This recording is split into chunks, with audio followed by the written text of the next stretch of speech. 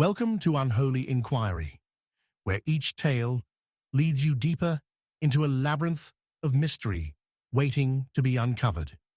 This time, join us as we delve into Hercule Poirot and Poirot's shocking discovery Unveiled, a fan-crafted story that pays homage to the genius and sophistication of Agatha Christie's iconic detective, Hercule Poirot. We are thrilled to have you with us on this captivating journey. Share your thoughts, let us know where you're tuning in from, and if you spot any details we missed, your feedback is invaluable. Together, let's continue to shape even more thrilling enigmas. Chapter 1. The Mysterious Visitor. The clock in the corner of the drawing room ticked with a deliberate, almost mocking rhythm.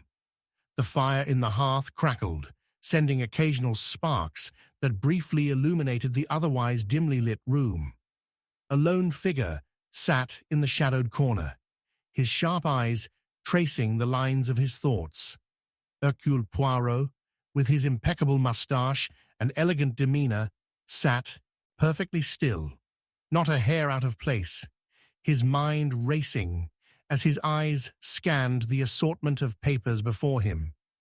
He had been quiet for some time, lost in contemplation. His thoughts focused on a particularly vexing case, but it was not the case that had brought him to this moment. It was the sudden, unmistakable sound of the front doorbell that broke the silence. Ding-dong. Poirot did not flinch. His mind had already anticipated it. There was something about the ringing of a doorbell, something that always felt like an announcement, a proclamation of an event about to unfold. And this evening, as always, he was ready. From across the room, Captain Hastings, his loyal companion, shifted in his chair, a concerned expression painting his features. "Poirot, who could it be at this hour?" Hastings murmured, leaning slightly forward, his posture betraying a sense of unease. Poirot's eyes narrowed ever so slightly. "Ah, Hastings, you ask a question that you already know the answer to. It is someone who has come to us for assistance." Before Hastings could respond, the door creaked open. The figure that stepped into the room was a tall man, his silhouette briefly outlined by the dim light from the hallway. His coat was heavy, drenched from the rain, and he wore a wide-brimmed hat that obscured most of his face. The man stood still for a moment, his presence commanding, as though he were unsure whether to proceed or turn back. Poirot did not rise. He simply regarded the stranger, studying him with the cold precision of a hawk eyeing its prey. "Bonsoir, monsieur," Poirot greeted calmly, his voice smooth as silk but with an undercurrent of steely authority. "How can I assist you on this dark and stormy evening?" The man's eyes darted nervously around the room before he stepped further inside. I need your help, Monsieur Poirot," he stammered, his voice tight with fear. "There's something I cannot explain." Poirot's eyes gleamed with curiosity. "You come to me with an air of urgency, yet there is hesitation in your every movement. This is no ordinary request, I presume." The man gave a sharp nod, his hands trembling slightly as he pulled his coat tighter around himself. I need to find someone, a person who has gone missing, and I believe they are in great danger."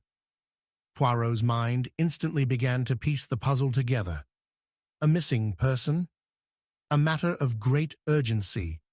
These were the breadcrumbs that would lead him down a path, one he had no doubt would be fraught with shadows and hidden truths. "Who is this person, and why do you fear for their safety?" Poirot asked, his voice now devoid of any unnecessary warmth. His tone was sharp, pressing for answers.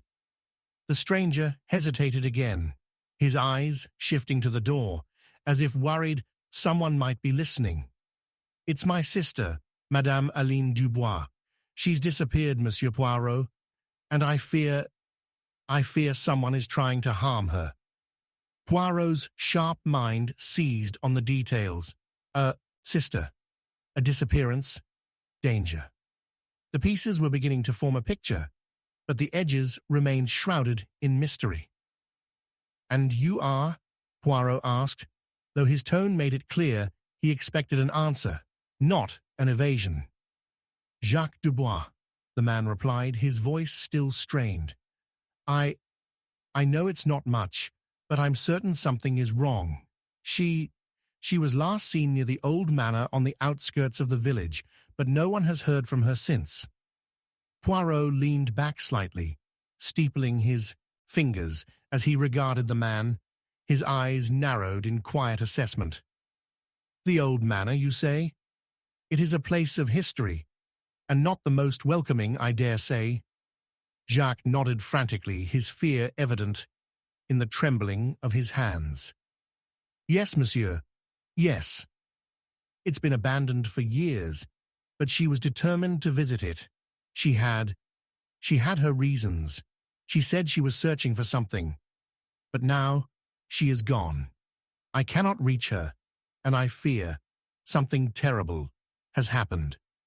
Poirot's gaze sharpened, each word Jacques spoke falling into place like the intricate pieces of a well-crafted puzzle.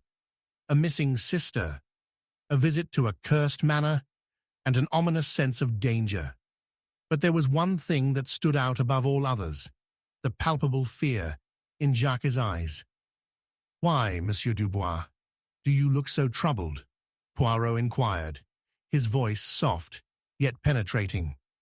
"You are not simply anxious for the safety of your sister, are you? There is more to this than what you have told me. I sense a hesitation, a secret." Jacques' face twitched, a slight tremor passing through him as he struggled to maintain composure. I did not want to burden you with all the details. There are things I cannot explain, things that have happened in that house." Poirot remained silent, his gaze unwavering as he studied Jacques. The man was hiding something, of that Poirot was certain. But whether it was a simple fear or something far darker was yet to be determined. "And yet, Monsieur Dubois, you have come to me for help," Poirot said, his voice cool. "Why, if there are things you cannot explain, what is it that you fear will happen should you reveal the full truth?" Jacques' eyes flickered, and for a moment Poirot could see the weight of something buried deep within the man's soul, hovering just below the surface. But it was gone in an instant, hidden behind a mask of desperation. "Please, Monsieur Poirot, my sister is all I have left. I need your help. I beg of you," Jacques implored. Poirot did not answer immediately. Instead, he rose from his chair, his every movement calculated and deliberate. He walked over to the fireplace, staring into the flames for a long moment. The crackle of the fire filled the silence, the only sound in the room. Finally, he turned, his eyes cold and piercing. "Very well, Monsieur Dubois. I will help you. But I warn you, the truth, when it is uncovered, may not be the one you wish to hear." As Jacques exhaled in a mixture of relief and renewed anxiety, Poirot's mind began to work. The pieces were scattered, but each one, no matter how small or seemingly insignificant, would soon fit together. The mystery of Madame Aline Dubois would unravel, and Poirot's brilliant mind would see to it that justice was served. But there was one thing Poirot knew for certain. Danger lurked in the shadows of that old manor, and he had only just begun to understand the depth of the darkness that awaited them. The next morning, the rain had not let up. The wind howled through the trees, sending branches scraping against the windows as Poirot and Hastings made their way to the outskirts of the village. The old manor loomed in the distance, its crumbling stone walls casting long, jagged shadows over the desolate landscape. Poirot surveyed the scene carefully, his eyes keenly trained on every detail. The worn path leading to the manor, the broken windows that seemed to stare back at him like hollow eyes, and the unsettling stillness that hung over the area like a heavy fog. "It is strange, Hastings, is it not?" Poirot mused aloud, his gaze still fixed on the manor. "There is an odd sense of silence here, as though the very air holds its breath, waiting for something to happen." Hastings glanced around uneasily. "I don't like it, Poirot. There's something off about this place. It feels like it's alive with something sinister." Poirot's eyes flickered toward Hastings, a faint smile tugging at the corners of his lips. "Ah, but it is not the house that is alive, Hastings. It is the secrets hidden within it." The door of the manor stood ajar, the hinges groaning in protest as the wind howled through the gap. Poirot approached, his every step deliberate, his mind already calculating the possibilities. The game had begun, and Hercule Poirot, as always, would uncover the truth. Chapter 2. The Unseen Clue. The storm outside was relentless, its winds howling through the trees, the rain lashing against the windows of the old manor. Inside, the silence was oppressive, broken only by the soft crackle of the fire and the occasional creak of the floorboards beneath the weight of those gathered. Hercule Poirot stood in the center of the room, his sharp eyes scanning the scene with a level of calm intensity that unnerved those around him. It had been mere hours since Jacques Dubois had begged for Poirot's help, and yet already the investigation had taken a turn. The manor was no stranger to dark secrets. Its very walls seemed to whisper of things buried long ago. And now, with the missing woman still unaccounted for, every inch of this crumbling edifice felt as though it held the answers to a mystery no one was ready to uncover. The body had been found just beyond the garden gate, but it was not Madame Aline Dubois. Instead, it was a man, one who had appeared out of nowhere, his identity unknown, his cause of death a subject of quiet speculation. Poirot had examined the scene, his mind as sharp as ever, picking apart every detail with surgical precision. But there was one thing that kept gnawing at him. The man's presence felt too purposeful, too deliberate. "Poirot," Hastings said quietly, his voice low and concerned, "you're not going to tell me you think this death is tied to Aline's disappearance, are you?" Poirot's piercing gaze flickered toward his companion, a small, knowing smile tugging at the edges of his lips. "Ah, mon ami, you are quick to dismiss the possibilities, but I assure you, the puzzle is far from complete. The pieces, they do not yet fit." As Poirot continued to study the lifeless body of the unknown man, his mind raced. Everything about this situation felt wrong. The circumstances surrounding Aline's disappearance were murky at best, but now, with the arrival of an unrelated corpse, the stakes had escalated. Who was this man, and why had he been found so close to the scene of the mystery? The answers, Poirot suspected, were hidden in plain sight. It was often the smallest details that revealed the truth. A flicker of movement caught his eye as he bent closer to the body. A slight glint from the man's hand, something almost imperceptible at first, caught his attention. Poirot's fingers brushed lightly over the man's stiffened fingers, and there it was, a small object, seemingly insignificant, wedged between his palm and the ground. "Mon Dieu," Poirot murmured. his sharp intake of breath betraying the moment of realization. He carefully removed the object, a small, silver key, a key that could unlock the door to a room they had not yet ventured into. Hastings, ever the skeptic, raised an eyebrow. A key? That's the clue? It seems a bit anticlimactic, don't you think? Poirot's gaze never wavered as he turned the key over in his hand, examining it with the same meticulous care he applied to every case. No, mon ami, it is not anticlimactic. It is the key to everything. But there is much more to this than a simple key. You see, Hastings, this is the key to a room that has yet to be opened. With the key in hand, Poirot stood, his back straight, as he began to pace. The room seemed to grow smaller, the air thick with the weight of his thoughts. The mystery of Aline Dubois' disappearance had taken an unexpected turn, and this key, this tiny piece of metal, was now the focal point of his investigation. The old manor was full of hidden passages, forgotten rooms, and secret compartments. It had been built long ago, its design a labyrinth of mystery and intrigue. But this key, Poirot suspected, would lead them to a place that had long been sealed off, a place where the truth about Aline and her disappearance lay waiting to be uncovered. "We must find the room it belongs to," Poirot said, his voice low and decisive. "It is clear that we are dealing with something far more complicated than a simple disappearance.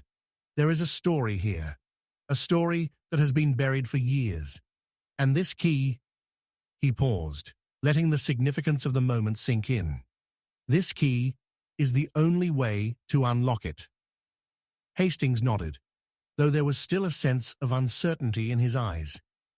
"And you're certain this key belonged to the man who died?" Poirot's eyes narrowed. "I am certain of nothing yet, Hastings. But I will tell you this. The man did not die by accident. His death is part of a much larger scheme. The key is merely the first piece of the puzzle. We must find out where it fits." With that, Poirot motioned for Hastings to follow him. The investigation had shifted once more, and Poirot's keen mind was already several steps ahead. The storm outside raged on, but within the manor, the true storm was just beginning to take shape. They made their way down the dimly lit hallway, the floorboards creaking beneath their feet as they approached the old study. It was a place that had been closed off for years, its door locked and its windows boarded up. Yet now, as Poirot turned the key in the lock, the door creaked open with a groan that echoed through the stillness of the house. The room inside was dark, the air thick with the must of forgotten memories. Dust hung in the air like a curtain, and the faint scent of decay lingered, as if the room had not been disturbed in decades. Poirot's eyes scanned the space, his gaze flicking over the shelves, the old desk, and the remnants of what had once been a cozy sitting area. Nothing seemed out of place, at first, and then his eyes fell upon something. A small, leather-bound journal, its pages yellowed with age. It was lying on the floor, half hidden, beneath a chair. Poirot knelt down to retrieve it, his fingers brushing the worn cover, before he opened it to the first page. The handwriting was sharp, hurried, as though the author had been writing in secret. The words, however, were even more telling. "She is coming for me. She knows what I have done. I cannot hide it any longer. It must end now." Poirot's pulse quickened as he read the words aloud, his voice steady, but laden with the gravity of their meaning. "Hastings, you must understand. This journal, it is the key to everything." Hastings looked over his shoulder at the door, his eyes wide with apprehension. "Who wrote it? Who is this about?" Poirot's gaze remained fixed on the page. That is the question, Hastings, and one that we must answer if we are to solve this mystery. This journal was written by someone who feared discovery, someone who had something to hide. There was a long pause as Poirot pondered the significance of the entry. A woman, someone coming for the writer. This was no ordinary case. It was a tale of guilt, fear, and hidden truths. As Poirot absorbed the information, the flicker of a shadow caught his attention from the corner of the room. It was subtle, but Poirot's eyes were trained to notice even the smallest of movements. He stood suddenly, his hand gripping the journal as he turned toward the source of the disturbance. The door behind them creaked open, and a figure emerged from the shadows. A woman, her face obscured by the hood of her cloak. Her presence was sudden and unsettling, like a ghost that had slipped unnoticed into the room. Poirot's mind raced. This woman, she could be the key, the final piece that would tie everything together. But who was she? "Madame," Poirot said calmly, his voice cutting through the tension in the room, "it seems you have arrived just in time to help us solve a puzzle. Or perhaps you have come to add another layer of mystery." The woman's gaze flickered nervously, and for a moment, Poirot could see the flicker of something, fear perhaps, or guilt, pass across her face. "Who are you?" Poirot asked again, his voice more insistent this time.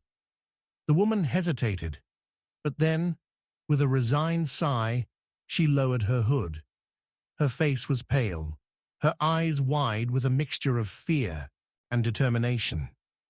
"I am Aline Dubois," she said softly, "and I am the one who has been hiding the truth." The revelation hit like a thunderclap. The woman who had been missing, the woman everyone had feared dead, was standing before them. But her presence raised even more questions. Why had she faked her disappearance? And what was the truth she had been hiding? Poirot's mind raced, the puzzle pieces snapping together in rapid succession. This was not a simple disappearance. No, this was something far darker, and he was closer than ever to uncovering the full extent of the secrets buried within the walls of this old manor. But the final answer, Poirot knew, was still hidden. The unseen clue had been found, but it had only raised more questions, and Hercule Poirot would stop at nothing to answer them. Chapter 3. A Deadly Encounter. The sound of thunder crashed like a warning from the heavens. Rain lashed against the windows of the manor as a flickering candle cast long shadows on the walls. It was a stormy night, the kind where the wind howled through the cracks of old houses, and the dark felt closer, more alive. Poirot stood at the window, his fingers pressed lightly against the cold glass, as though seeking answers in the storm itself. His sharp eyes scanned the night, his mind far from the tempest outside. Inside, something far darker was brewing. The shrill cry of a woman's voice sliced through the stillness, shattering the quiet like glass. It came from the hallway, distant but unmistakable, a scream of terror, pure and unrestrained. Poirot's body was already in motion before Hastings could fully comprehend what was happening. They rushed down the narrow corridor, their footsteps muffled by the creaking floorboards beneath them. The scream echoed in their ears, becoming more frantic with each passing second. As they rounded the corner, Poirot's eyes landed on the figure slumped against the wall. It was Aline Dubois. Her face was pale, her eyes wide with horror, as she stood frozen, staring at the body sprawled in front of her. Poirot's gaze shifted from her to the man lying in a pool of blood. He was lifeless, his face contorted in an expression of agony. His clothing was dark, formal, a black suit with a white shirt. His eyes stared blankly at the ceiling, his mouth slightly open as though he had been caught in a final, desperate breath. It was clear. Someone was dead. But was it an accident? Or was murder the dark truth that lay beneath?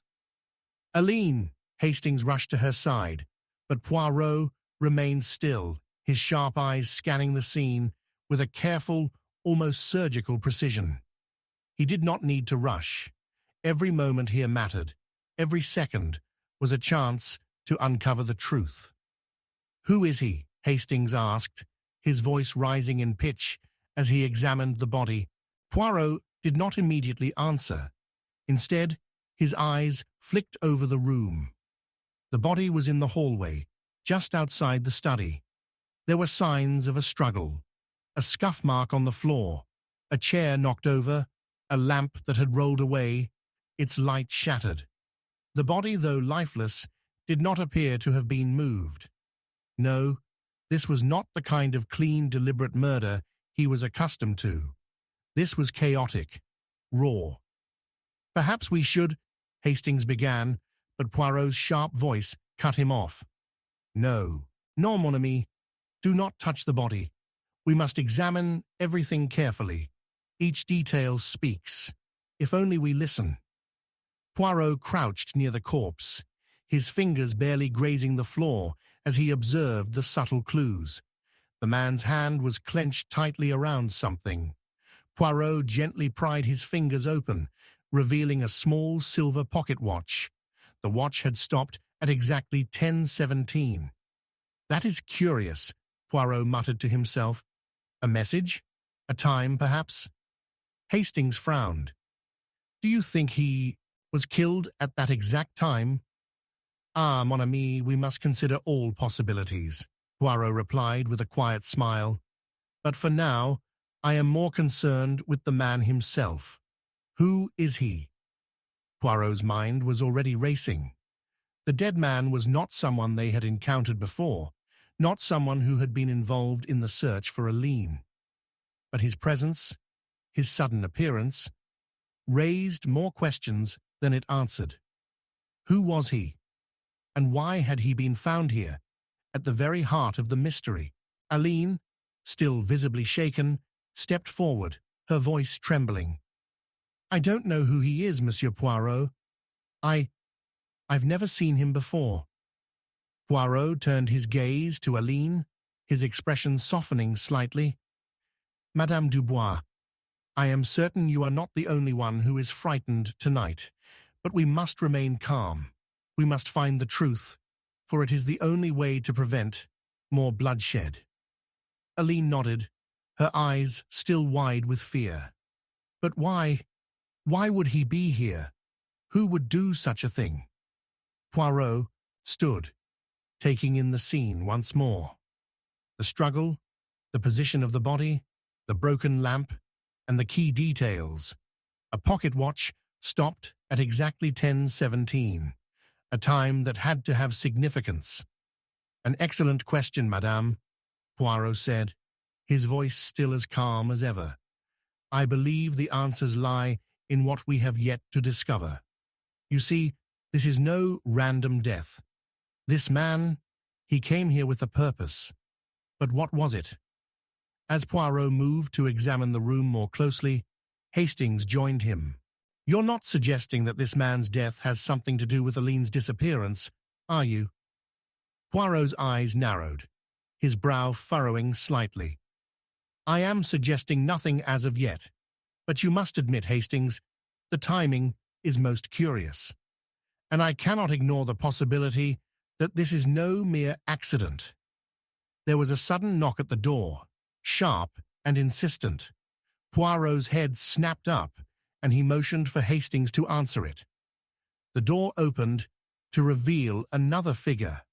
Jacques Dubois, his face pale, his eyes wide with alarm. "What has happened?" he demanded, rushing into the room. "I was told..." There was a scream. "Is Aline..." Poirot's eyes flickered to Aline, who had remained silent, her hands clasped tightly in front of her. Jacques' presence in the room only added more fuel to the fire of suspicion. Was he truly concerned for his sister's well-being, or was there something darker at play? Aline is unharmed, Poirot said calmly, his eyes locking onto Jacques. But we have a problem, monsieur. There has been a death. Jacques' eyes widened. A death? Here? But who? Poirot tilted his head slightly, considering the question. That, monsieur, is precisely what we intend to discover. But first, I must ask you something, as it may shed some light on this dark affair. Jacques looked at him, confusion clouding his features. What do you mean? What are you suggesting? Poirot took a step closer, his gaze sharp and unwavering. I must ask you where you were at the time of the incident. You see, Monsieur Dubois, it is a crucial detail, for I believe that this death, this killing, if you will, is not an accident. It is far too precise, far too deliberate. Jacques flinched, his hands visibly trembling. For a moment, it seemed as though he might break under the pressure of Poirot's scrutiny.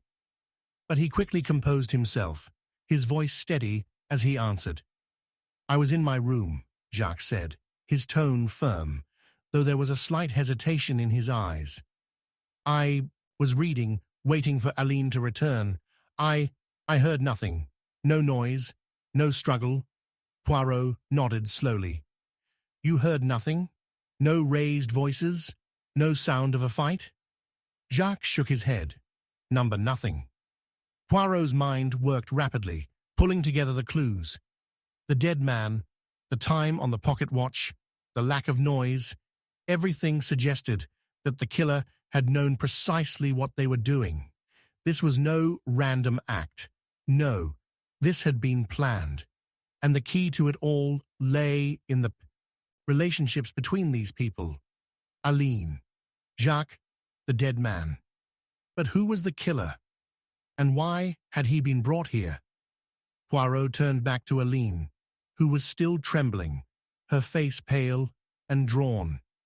Madame, I must ask you a difficult question. Was there anyone with whom you were in conflict? Someone who may have wanted to harm you? Aline's gaze flickered, her lips trembling. I don't know. I don't think so. Poirot was silent for a moment, contemplating. I see. But you must remember, madame, even the smallest detail could be the key to solving this mystery. As Poirot's mind began to turn over the possibilities, a strange sense of unease filled the room. Jacques' behavior was suspicious, but so was Aline's. And the dead man, his very presence, was an enigma. It was clear that there were secrets being kept, and Poirot was determined to uncover them, no matter the cost. The storm outside raged on, the wind howling louder than ever. But within the walls of the manor, the storm was only just beginning. Chapter 4. Secrets in the Shadows. The rain hammered the windows like 1,000 frantic hands, the wind howling through the night, as though the storm itself sought to tear the house apart. Inside the manor, the air was thick with tension, each creak of the old wood underfoot seeming louder in the suffocating silence. Poirot stood at the center of the drawing room, his sharp eyes flicking over each face present. Aline Dubois, her once pristine composure now marred by the strain of her own secretive past. Jacques Dubois, his eyes flickering with more unease than he cared to reveal, and the others who had become entangled in this ever-deepening mystery, all cloaked in their own veils of deceit. Poirot's gaze lingered for a moment on the smouldering fireplace, the crackle of the logs breaking the silence as though to punctuate the chaos that had unfolded over the past few days. In the midst of the storm outside, Poirot knew that the true storm, one of lies, secrets, and hidden, motives was brewing within the walls of this very manor. "I have been thinking, Hastings," Poirot began, his voice cool, measured, and filled with quiet authority. "The more we dig into this affair, the more the shadows seem to stretch, hiding the truth from our view." Hastings, ever the loyal companion, was perched on the edge of a velvet chair, the faintest furrow of worry crossing his brow. "Shadows? I thought we were finally getting closer to the heart of the mystery, Poirot. Surely you're not suggesting there's more to uncover?" Poirot's lips curled into a slight smile, but his eyes never lost their focused intensity. "Ah, but you see, Hastings, the shadows grow darker with each step we take. Each piece of the puzzle we uncover seems only to lead us into deeper waters until we are no longer certain of what is light and what is shadow." Aline, who had been standing near the window, turned her head slightly, her eyes still betraying the strain she tried to mask. She spoke, her voice barely above a whisper. "What is it you are suggesting, Monsieur Poirot? That we are wasting time? That we should give up?" Poirot's gaze snapped to her, his expression unreadable. "Not give up, madame. No, not at all. But to move forward, we must confront the shadows head-on. There are things that lie beneath the surface, things that none of you are telling me." The room fell silent. Jacques' face hardened, a flash of irritation crossing his features. "What are you implying, Poirot? That we are hiding something from you?" Poirot's sharp eyes flicked to Jacques, then to Aline, who seemed to shrink slightly at the question. He had been observing their behavior carefully, each subtle shift in posture, each hesitation in speech, and he was beginning to piece together the truth. "No, Monsieur Dubois," Poirot replied smoothly, his voice like silk, yet filled with the weight of a man who had already seen the truth lurking just beneath the surface. "But I do believe that there are secrets you are keeping, perhaps even from yourselves." Aline's eyes flickered to the door, her hands clasped tightly together, and for a moment Poirot could almost feel the tension in the room, suffocating the air around them. She was hiding something. There was no question about that. But what was it? It was then that Poirot noticed something. Something small. Something that most people would have overlooked. A scrap of paper, crumpled and discarded on the floor near the hearth. He moved quickly to retrieve it, the action almost too swift for his usual meticulous manner. As he unfolded the paper, his eyes narrowed. It was a letter, a short, hurriedly written note, its edges frayed and ink-smeared as though it had been written in haste. The message was simple. "Meet me tonight. The truth must be revealed." The paper trembled slightly in Poirot's hands as he stared at it. A letter? A secret meeting? Who had written it? And who was meant to receive it?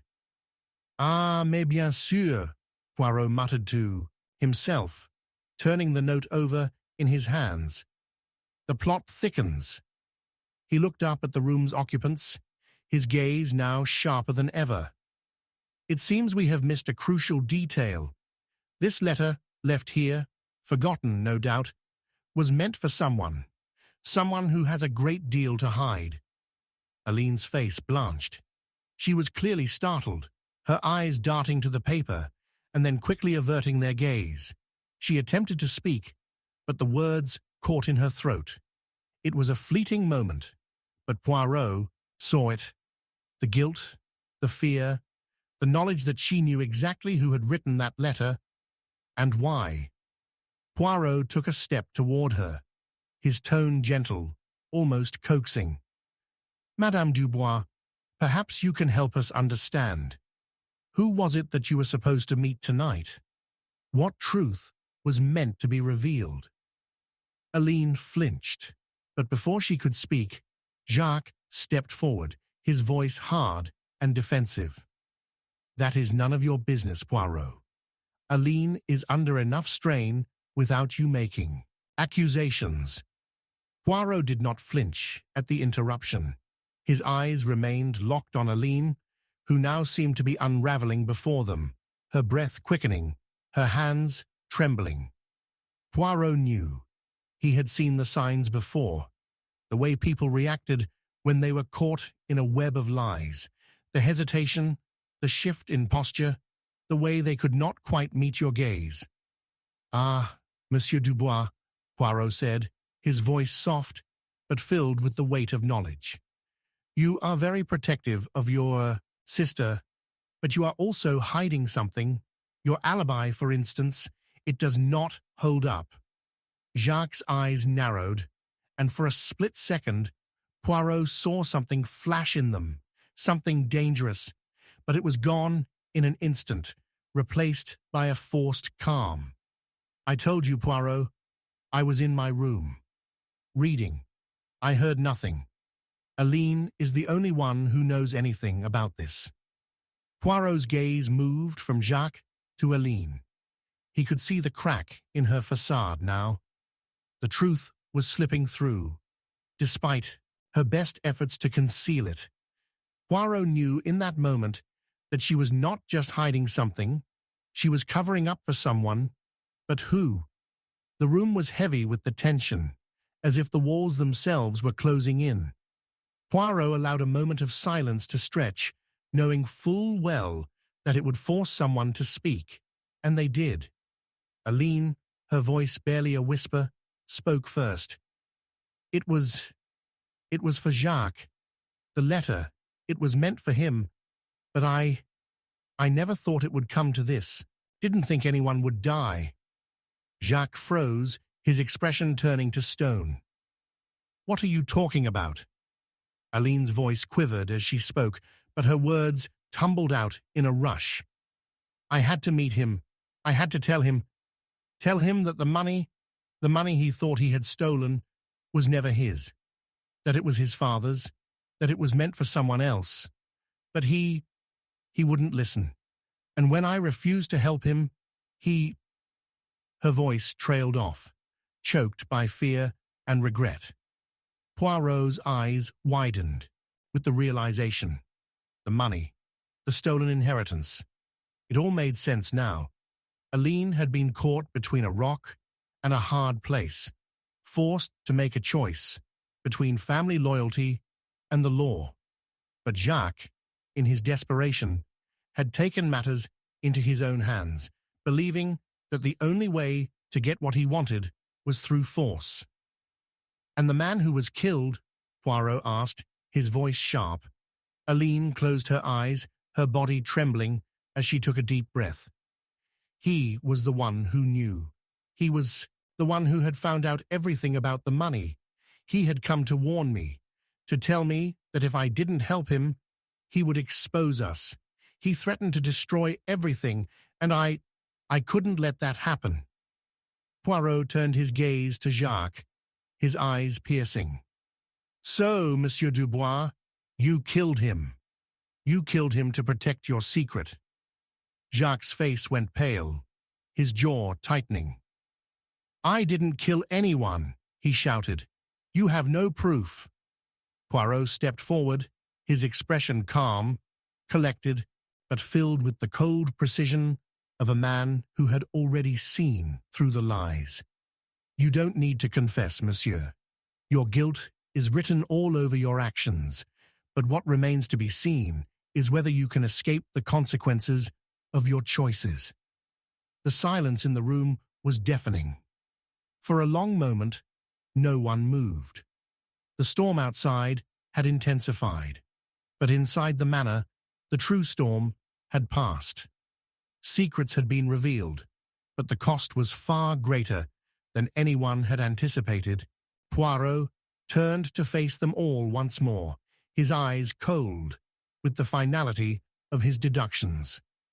"It is often said, Hastings, that the darkest secrets are those we keep from ourselves, but the truth, mon ami, always finds a way to surface.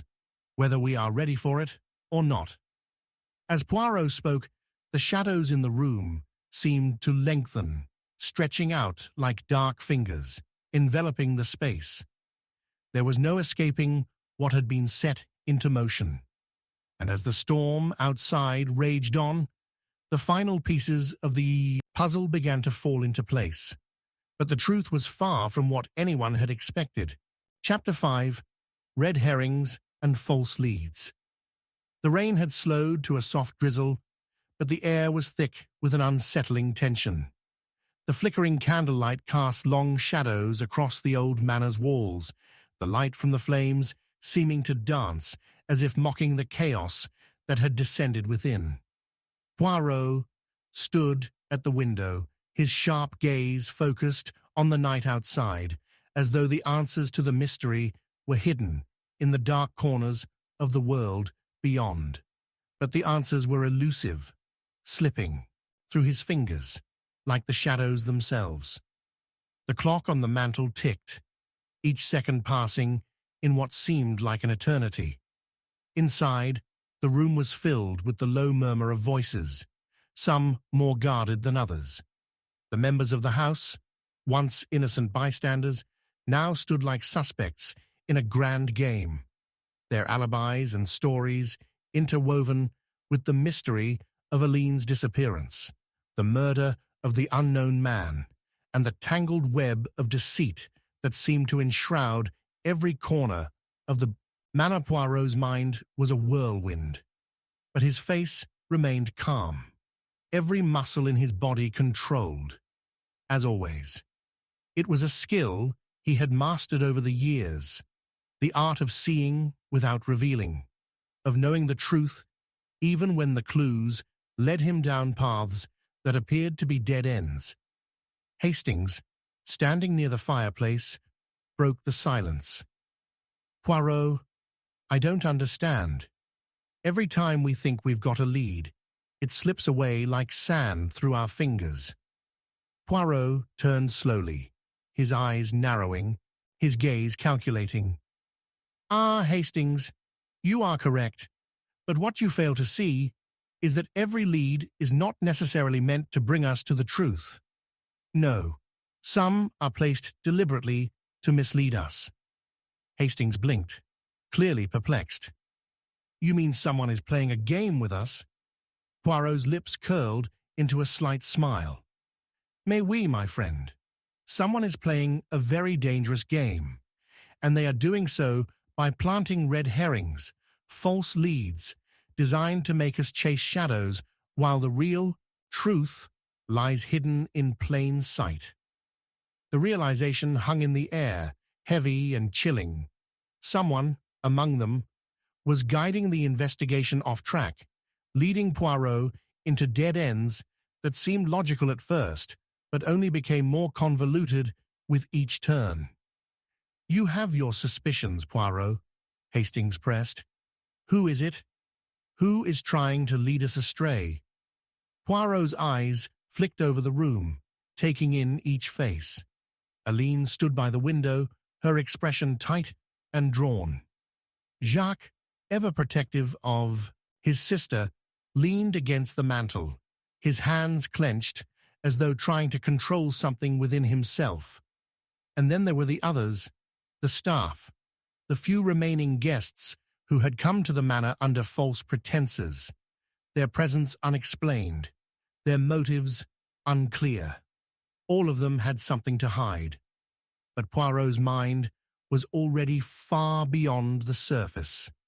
His sharp eyes caught every inconsistency in their stories, every flicker of nervousness that others would miss. There were too many contradictions, too many stories that didn't add up. Poirot crossed the room, his footsteps light on the old wooden floor, and approached Jacques, who stiffened at his approach. "Ah, Monsieur Dubois," Poirot began, his voice as smooth as velvet. "I have been wondering about your behavior. You have been so quick to protect your sister, but what of your own actions? Where were you on the night of the murder?" Jacques' face flushed, his eyes darting to Aline, who immediately stepped forward, her voice trembling as she interjected. "I told you, he was with me. We were together. You must believe me." Poirot raised a hand, silencing her with the smallest gesture. "I believe you, madame, but the question is not whether I believe you. It is whether your story matches the truth." Jacques' expression darkened, and for a moment, Poirot saw something flicker in his eyes, a mix of anger and fear.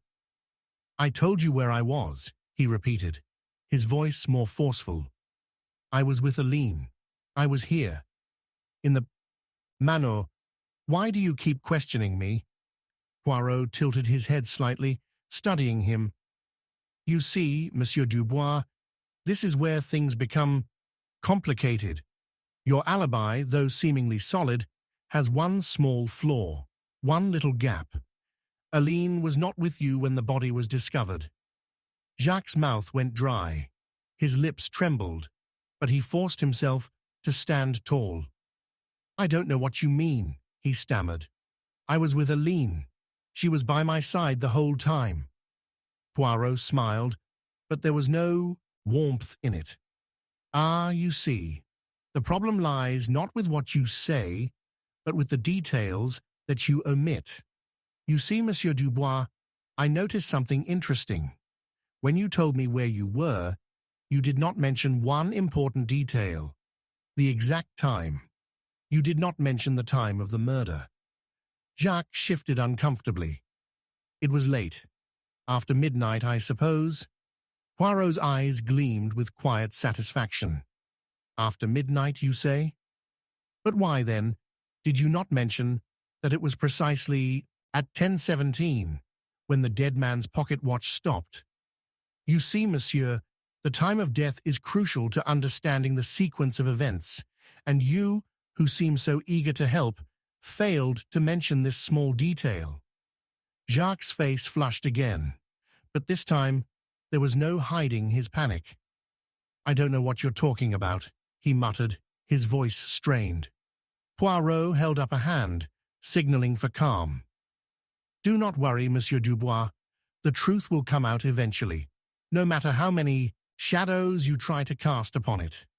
He turned from Jacques and walked to the window, his eyes scanning the rain-soaked world outside.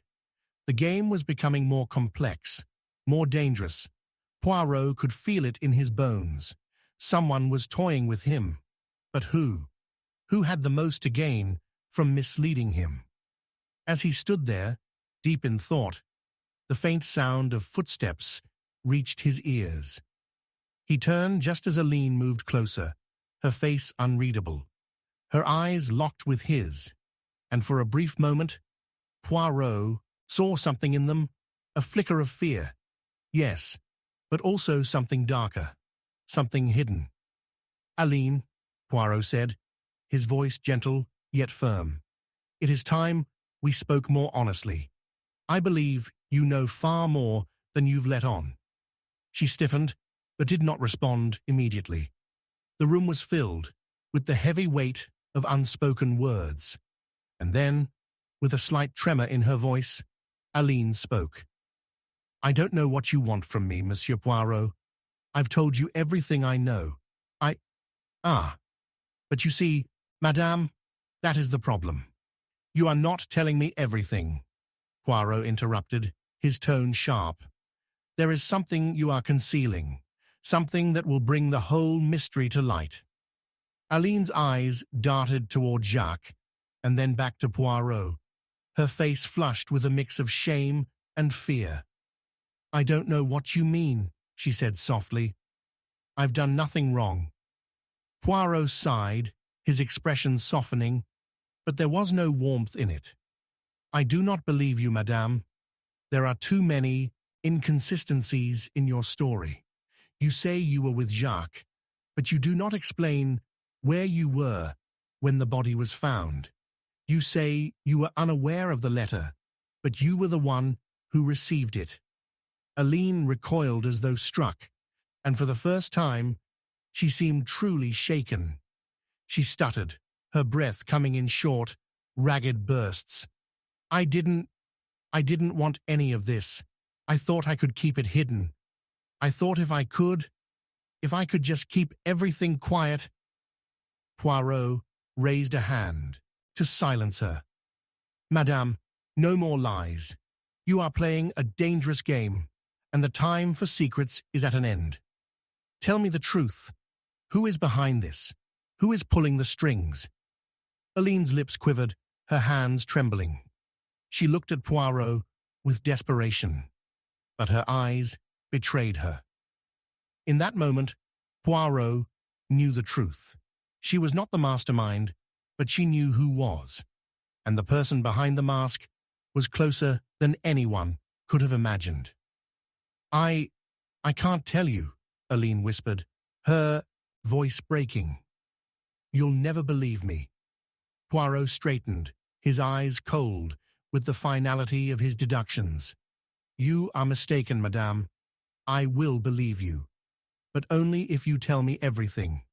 There is no turning back now. The silence in the room was deafening. The storm outside raged on, but inside the manor, the real storm was only just beginning. As Aline's lips parted to speak, Poirot's mind raced with the implications of her confession. Every step they had taken, every false lead had brought them to this moment, a moment when the game would change forever. The truth, at last, was within reach. But as Poirot knew all too well, the truth was never as simple as it seemed. And in the shadows of the manor, a dangerous game was about to reach its devastating conclusion. Chapter 6. The Vanishing Act. The wind howled through the manor, rattling the windows and sending shadows dancing across the room. Outside, the storm seemed to have reached its peak, the rain slashing against the old stone like 1,000 fingers drumming on the walls. Inside, the air was thick with the weight of secrets that, despite Hercule Poirot's best efforts, refused to reveal themselves fully. The clock on the mantel ticked with a slow, steady rhythm, its sound echoing through the room. Poirot stood by the fire, his back to the room, eyes focused on the flames, as if seeking answers in their flickering light. But the answers had been elusive for far too long. The web of lies had become so tangled that every new revelation only seemed to lead to more confusion. Each thread pulled at his mind, twisting and turning, yet never revealing the full picture. Then a sharp knock at the door shattered the silence, cutting through the tension like a knife. Poirot turned sharply, his eyes narrowing as the door creaked open to reveal Hastings, his face pale and tense. Poirot, you need to see this, Hastings said, his voice strained, his hands trembling slightly as he held up a small, crumpled piece of paper.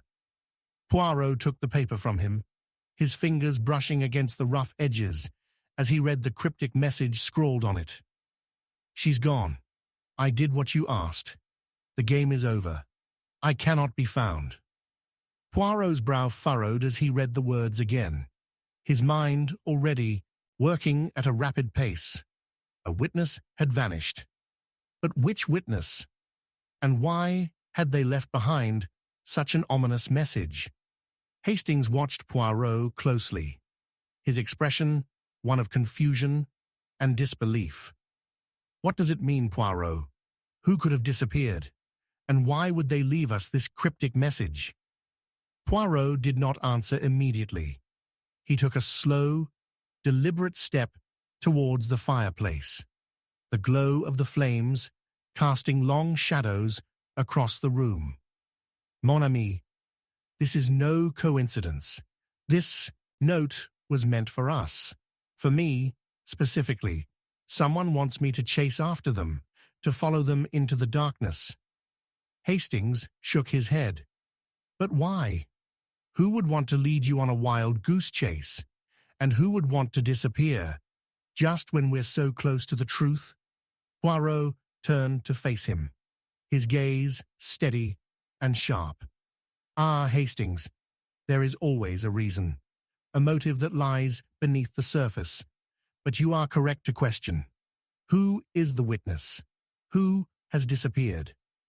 Poirot's mind raced, the puzzle pieces of the investigation falling into place, only to slip away again, like water through his fingers.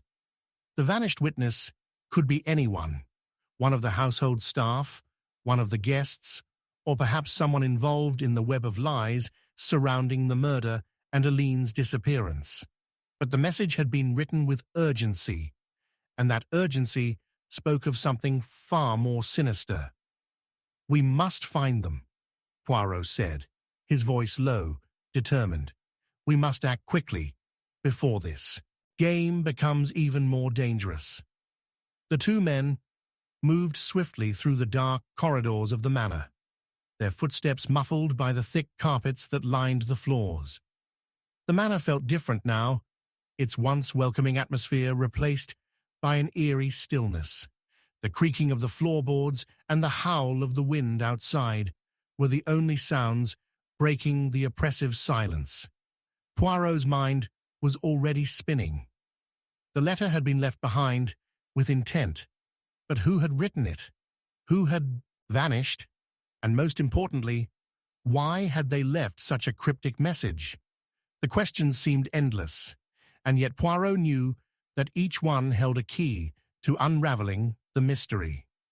They reached the library, where the household had been gathering earlier in the evening. Poirot moved towards the desk, where a series of letters and papers had been scattered across the surface. He scanned them quickly, his eyes darting over each one until something caught his attention. A note, hastily scribbled, barely legible. "If I don't leave now, they will find me. It's too dangerous. I must disappear." Poirot's pulse quickened. This note was in a different handwriting, yet it was clearly connected to the previous one. Someone was in danger. But who? As Poirot moved around the room, his sharp eyes caught something, a single shoe, half hidden beneath the desk. It was a woman's shoe, elegant but worn, as though it had been discarded in haste.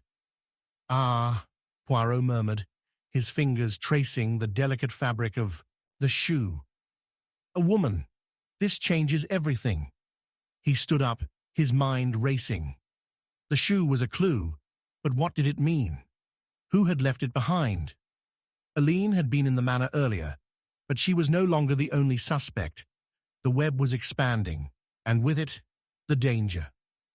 Hastings, who had been watching Poirot closely, leaned in, his voice low. "A woman's shoe?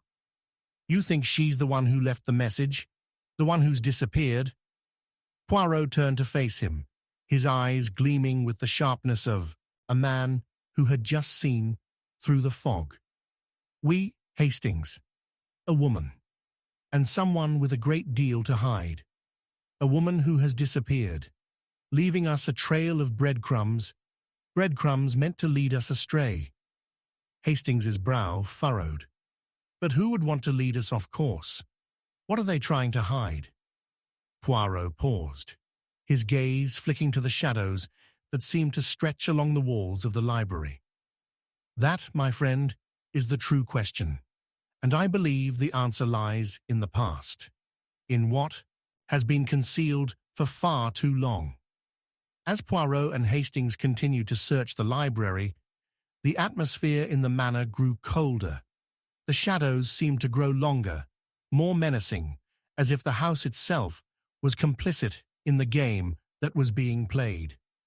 But Poirot's sharp mind was unyielding, and he knew that the truth, however elusive, was hiding just beyond the reach of the false leads. It was then that Hastings froze, his hand resting on a thick, leather-bound book that had been moved, slightly out of place. He pulled it from the shelf and opened it, revealing a hidden compartment behind it. Inside, there was a small leather pouch. Poirot's eyes flickered with interest as he moved closer, his fingers carefully prying the pouch open.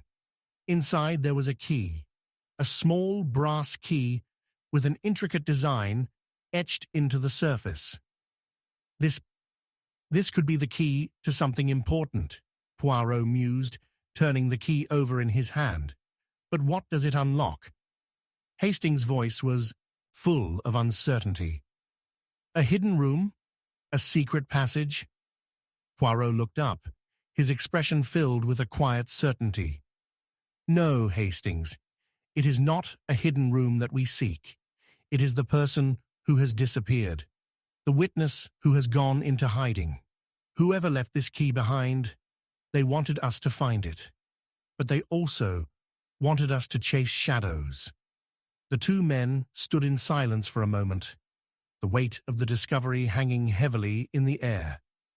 Poirot's mind was working furiously, the pieces of the puzzle starting to come together. But there was still one thing he knew for certain. Someone in the manor was playing a dangerous game, and they were using every trick in the book to keep the truth hidden. As the wind howled louder outside, the storm continuing to rage, Poirot knew that time was running out. The witness who had vanished, the cryptic messages, the false leads, everything pointed to one thing. Someone was trying to cover their tracks, and they would stop at nothing to ensure that the truth remained buried. Poirot's eyes gleamed with determination as he turned to Hastings. "We are not finished yet, not by a long shot. The game is far from over, and I intend to uncover every secret hidden within these walls." The silence that followed was thick with anticipation. The house seemed to hold its breath, as if it too was waiting for the truth to finally emerge. The only question that remained was whether Poirot could solve the puzzle before the vanishing witness vanished forever. And as the wind howled and the shadows danced, Poirot knew that the real mystery was just beginning. Chapter 7. The Unexpected Confession. The wind outside howled through the broken shutters, its mournful cry filling the manor with an eerie resonance. The flickering candlelight cast long, stretching shadows across the walls, as though the darkness itself sought to creep closer to the heart of the room. Poirot sat in his chair, his posture impeccable, his fingers steepled, as he watched the others with quiet intensity. The storm outside had reached its peak, yet inside the manor, a far darker storm had been brewing, one that now, it seemed, was finally about to come to a head. The case had twisted and turned in every conceivable direction, but Poirot, ever the patient observer, had begun to feel the weight of a new realization pressing on him. The truth, he knew, was close, but it remained just out of reach, hidden by layers of deceit, lies, and misdirection. It was then, in the midst of the silence, that the doors to the drawing-room creaked open, and Jacques Dubois entered. His face was pale, his eyes wide, as though he had been running through the corridors of the house, running from something, or perhaps to something. "Poirot," he gasped, his voice hoarse, I must speak with you." The others in the room turned to look at him, their expressions filled with a mixture of confusion and suspicion. Jacques had been distant throughout the investigation, his nervous energy palpable. But this was different. There was a heaviness in his voice, a trembling edge to his words, that made the room grow cold in an instant. Poirot, ever composed, studied Jacques with a calculated gaze. "Ah, Monsieur Dubois," he said, his voice calm, but edged with a quiet authority. "What is it you wish to tell me? Speak, for we have much to uncover." Jacques' hand trembled as he reached for a chair, sitting down heavily in front of Poirot. He looked around the room, his eyes flitting from one face to another, as though trying to gauge the reactions of those present. The tension in the room thickened, and Poirot could almost taste the fear emanating from him. Jacques began, his voice cracking. I cannot bear it any longer. I must confess. It is time. The truth. It must come out. Poirot's sharp eyes never wavered. He had seen this before. A man on the verge of breaking, his desperation seeking release through confession. But was it a true confession, or was it merely another ruse? Poirot's instincts told him this would change everything, but his mind remained alert, ready to question, to challenge, to seek the deeper truth. Jacques swallowed hard, his hands shaking as he spoke. It was me. I killed him. The words hung in the air like a heavy, oppressive fog. Poirot leaned forward slightly, his expression one of keen interest. You killed him, Monsieur Dubois? He asked, his voice a soft, measured inquiry. But tell me, why? Jacques' eyes darted around the room, but he did not meet Poirot's gaze. I had no choice. He threatened me. He threatened Aline, and I could not let him destroy everything. He knew about the money, about the inheritance. I thought if I killed him, everything would be over. But now it's worse. Poirot sat back in his chair, his eyes narrowing, as he processed the confession. I see. So, you admit to killing the man who was found in the hallway. But the question, monsieur, is not so much whether you killed him. It is why you now come forward. What is it that has caused you to speak? Jacques flinched, his hands gripping the armrests of the chair. Because it's all falling apart. I thought I could control it. I thought I could keep Aline safe, keep our family safe. But the lies are too many. And now I am trapped. I am a prisoner of my own actions. Poirot studied him for a long moment, his gaze unblinking. The confession was unsettling, to be sure, but Poirot knew better than to take anything at face value. You say that you are trapped, monsieur, but in truth, you are not the only one ensnared in a web of lies. There are others in this house who have their own secrets, their own motivations. Your confession, though, is the first true admission we have heard, but it may not be the last. Hastings, who had been silently observing from the corner of the room, spoke up. But Poirot, if he's telling the truth, if he really did kill the man, then doesn't that mean the mystery is over? We've found the culprit. Poirot's eyes flashed with a sharp intelligence, and he raised a finger to silence. Hastings. Ah, but that is where you are wrong, my dear Hastings. Human nature, you see, is a complicated thing. It is rarely as simple as a single confession. No, Monsieur Dubois may very well have killed the man, but this is far from the whole story. Jacques shifted uncomfortably in his chair. What do you mean? I confessed. Isn't that enough? Poirot's lips curled into a small smile, but it was not one of reassurance. Ah, Monsieur Dubois, the confession, as you so dramatically call it, is but one piece of the puzzle. You see, the man you claim to have killed was not just a random victim. He was connected to something much larger, something much darker. Jacques looked confused. What are you talking about? Poirot stood up and began to pace slowly across the room, his steps measured and deliberate. The man you killed, Monsieur Dubois, had ties to the inheritance. The same inheritance that has caused so much pain in your family.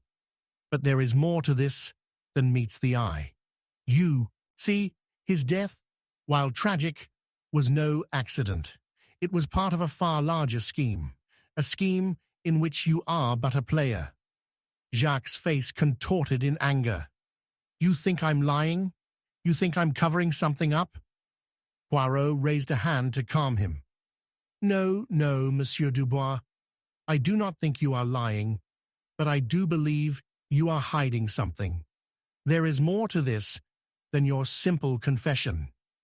You killed the man, yes, but for reasons that go beyond the threat he posed to Aline and your family.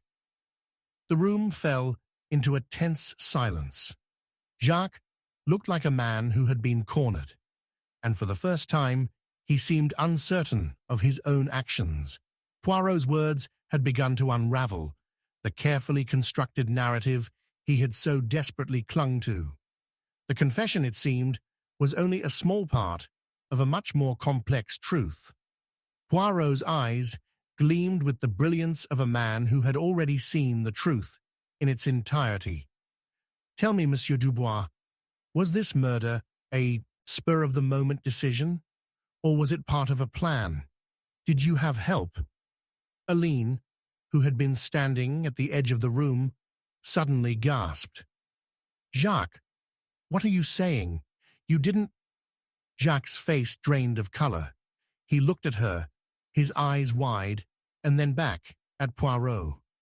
The pressure in the room was unbearable. Every word was being measured, every movement scrutinized. No, Jacques whispered, barely audible. I didn't plan it, but I had to stop him. I thought if I ended it, everything would go back to normal, but it's all falling apart. I didn't know what I was really involved in. Poirot stepped forward, his tone growing sharper. Ah, you see, Monsieur Dubois, you have confessed to a crime, but the truth is far deeper, and there is someone else, someone very close to you who knows this truth as well. Jacques recoiled as if struck. What are you talking about? Poirot turned to Aline. She stood frozen, her hands shaking, her face pale. Madame Dubois, Poirot said softly, but with an undeniable edge to his voice, it seems you are more entangled in this than you wish to admit. Aline's eyes darted to her brother and back to Poirot. Her lips trembled, and for a moment Poirot thought she might speak, but she remained silent. The silence in the room stretched painfully, but Poirot's mind was already piecing together the final puzzle. You see, Madame Dubois, the confession you've just heard is but a mere veil, a cover for the deeper truth. There is more at play here, and the game is far from over. It is time for the final pieces to fall into place. The storm outside began to subside, but inside the manor, the true storm had only just begun. The confession, shocking though it was, had opened the door to a far darker truth. But was it the full truth, or merely another layer of deception? Poirot's voice, steady and calm, cut through the heavy silence, the final words, hanging in the air like a heavy weight. The truth, you see, is never as simple as a confession. It is the shadows between the words, the motives behind the actions, and I intend to uncover them all. As the final piece of the puzzle clicked into place, Poirot knew that the investigation had reached its peak, and the final twist, once it was revealed, would change everything. Chapter 8. Lies Beneath the Surface. The room was still, suffocatingly still, save for the occasional creak of the ancient wood beneath Poirot's polished shoes. The only light came from the faint glow of the dying fire in the hearth, casting long dancing shadows against the stone walls of the manor. The wind outside howled, rattling the windows, but within the walls of the house, the storm was even more intense, a storm of suspicion, lies, and the weight of truth that had yet to be uncovered. Poirot stood in the center of the room, his posture straight and unyielding as he looked at the figures before him. Aline, her hands trembling slightly, her eyes darting nervously toward the door as though she might flee at any moment. Jacques, his face pale, his usually calm demeanor replaced by a tightness that betrayed the tension building inside him. and the others, each one in their own way, carrying a weight of guilt or suspicion that none could ignore. The investigation had already unraveled many lies, each thread pulled with precision by Poirot's sharp mind. Yet, with every truth uncovered, more questions had arisen. And now, as the evening wore on, it became clear that the lies beneath the surface ran deeper than Poirot had ever anticipated. Ah, but human nature, Poirot thought to himself, never changes. The more one digs, the more the dirt is revealed. And the more dirt one reveals, the harder it becomes to find the truth. Poirot. Aline's voice broke the silence, quivering slightly as she spoke. What is it you want from us? We've told you everything. Poirot's eyes remained cool, calculating. Ah, Madame Dubois, he said softly, his voice the calm before a storm. But I fear that what you have told me is not everything. In fact, I suspect it is far from it. Aline flinched, her gaze flickering toward her brother, Jacques, who stood motionless by the window. Jacques did not meet Poirot's eyes. Instead, he stared out into the darkness as though seeking refuge in the night. You don't understand, Jacques finally muttered, his voice low, almost too quiet to hear. We have nothing left to hide. Poirot's gaze sharpened. Ah, but you see, Monsieur Dubois, the lies that have been told here are not merely about events. They are about intentions. And intentions, my dear friend, are often what betray a person. The tension in the room was palpable, as though everyone was holding their breath, waiting for the storm to break. And break it did. At that very moment, the doors to the room swung open with a force that made the others jump, and a figure stepped into the dim light, their face obscured by the shadows. Enough, Poirot, the figure said, their voice harsh, filled with emotion. You've done enough. It's time for you to know the truth. The room went still as everyone turned toward the new arrival, their eyes wide with shock and confusion. It was as though the very air had thickened, suffocating all breath. Poirot's gaze flickered, briefly, before he turned slowly to face the newcomer, his eyes narrowing with interest. Ah, it seems we have been joined by someone who has waited long enough to reveal themselves. The figure stepped into the light, and the room collectively gasped. It was Aline's former fiancé, Henri, whom no one had seen in years. The man who had once been a part of her life, but who had mysteriously vanished without explanation. Henri's appearance was startling, his face gaunt, as though he had been living in the shadows for far too long. His eyes were bloodshot, filled with a deep, almost desperate intensity. He looked like a man who had seen things he could not forget, things that had driven him to the brink. I know what you're all thinking, Henri said, his voice hoarse. But you don't understand. None of you do. Poirot studied him carefully, his mind already racing. Henri's reappearance changed everything. The missing piece had just been placed, but Poirot was far from ready to draw conclusions. His instincts told him that Henri's return was no coincidence. The timing was far too precise, far too deliberate. Tell me, Monsieur Henri, Poirot began, his voice calm but filled with quiet authority. Why have you waited so long to speak? Why now? Henri's eyes flickered with pain, but he met Poirot's gaze without flinching. Because I couldn't stay away any longer, he said, his voice barely above a whisper. Because I couldn't let them destroy what we had. I couldn't let them get away with it. Get away with what, Monsieur Henri? Poirot's voice was sharp now, every word measured, deliberate. What exactly is it that you are accusing them of? Henri hesitated, his eyes darting between Aline and Jacques.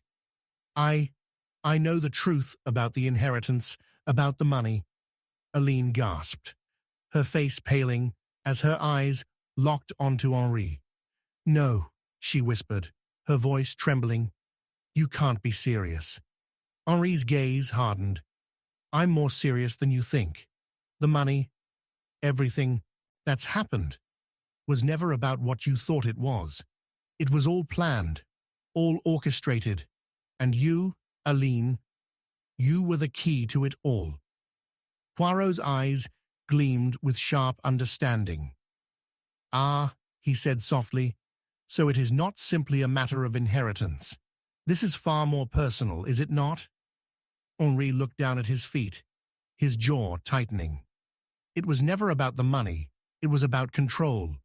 Aline's father, he was going to ruin everything. He was going to take it all away. He made promises to my family. And when he broke them, he sealed his fate. I couldn't stand by and watch him destroy everything. Poirot took a step closer, his mind piecing together the shattered fragments of the story. So, you were not only a victim of circumstance, but you were also complicit in the lies. You, Monsieur Henri, chose to play a dangerous game, a game of revenge and betrayal. Henri's eyes flickered, and for a brief moment, Poirot saw a flash of guilt before it vanished, replaced by defiance. Yes, I played the game, but I did it for a reason. I wanted justice. I wanted to make sure that everything was set right. But you killed a man in the process, Poirot said, his voice unwavering. You took a life. Henri's shoulders slumped, the weight of his own confession sinking in. I didn't mean to, he whispered, his voice breaking. I never meant for it to go this far. But once it started, once the lies began to build up, there was no turning back. Aline took a step forward, her face filled with disbelief. Henri, you were the one who… Yes, Henri said quickly, his voice sharp with regret. I was the one who sent the letter. I was the one who manipulated everything. I had to make sure you would come to me, Aline. I had to make sure you would be mine. Poirot stood perfectly still, his mind working furiously to piece the puzzle together. Aline had been the pawn, but Henri had been the mastermind, pulling the strings from the shadows. The pieces of the story were falling into place, but the final image was still clouded, obscured by the lies and betrayals that had piled up over the years. Ah, but human nature, Hastings, Poirot muttered to himself. It never changes. Always a game of power, a game of manipulation. And all along, the truth was right in front of us, hiding beneath layers of deceit. He turned his attention back to Henri, his voice cold and composed. You have confessed, Monsieur Henri, but the question remains, is your confession the truth, or is it yet another lie in a long string of falsehoods? Henri's eyes flickered with panic. It's the truth, Poirot. I swear it. I couldn't live with myself any longer. I had to tell someone. Poirot studied him for a long moment, his gaze unwavering. Perhaps, Poirot said, his voice a quiet whisper. But the truth, you see, is always more complicated than a confession. There are always deeper layers, things hidden beneath the surface, waiting to be uncovered. Aline stepped back, her face filled with horror as she began to understand the full scope of the betrayal. Henri, no, I never wanted any of this. Why didn't you come to me sooner? Why didn't you tell me the truth? Henri's face twisted in pain. Because I was afraid of losing you, afraid of what you would think of me. And now it's too late. Poirot turned slowly, his eyes scanning the room. The lies that have been told here, Monsieur Henri, are like a house built on sand. They will collapse eventually, and when they do, the truth will be revealed, not just about you, but about everyone involved. The room fell silent, the weight of Poirot's words hanging heavily in the air. The storm outside had passed, but the storm within the manor was far from over. As Poirot's eyes flicked to each of the suspects in turn, he knew that this was only the beginning. The lies had been uncovered, but the truth was far more elusive and far more dangerous than anyone had anticipated. And as the final pieces of the puzzle began to fall into place, Poirot knew that the final revelation would hit harder than anything they had yet faced. The lies beneath the surface had been exposed, but the truth was something far darker, far more devastating. Chapter 9: The Web Tightens. The clock struck midnight, its chimes reverberating through the manor, as though each echo was a ticking reminder of the unraveling mystery.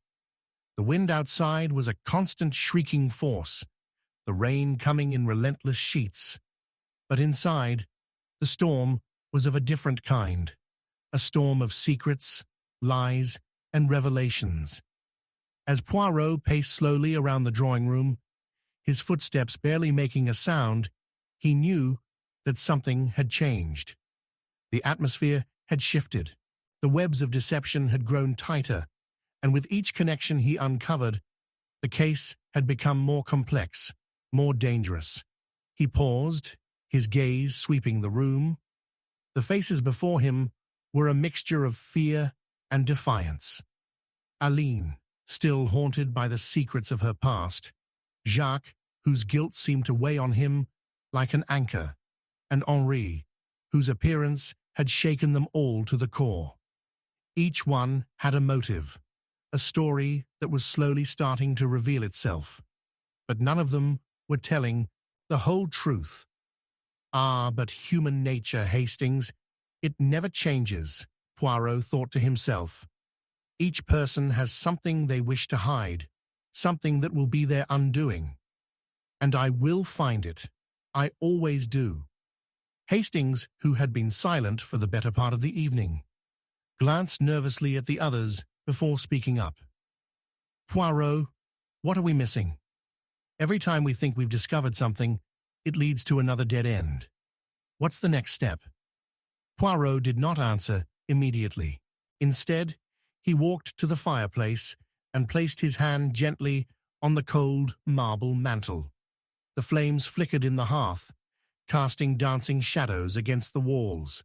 His mind was racing, every detail falling into place like pieces of a puzzle. Each connection he uncovered only made the case more convoluted. But Poirot was used to such complexities. The trick, he knew, was to look beyond the surface, beyond the lies, and find the heart of the truth. It is quite simple, mon ami, Poirot finally replied, his voice calm but tinged with a quiet intensity. The connections are all here, woven together, but we must untangle them, one by one. Each lie, each secret, brings us closer to the core of this mystery, but it is in the unraveling that we shall find the truth. Aline shifted nervously in her chair, her eyes darting between Poirot and Jacques.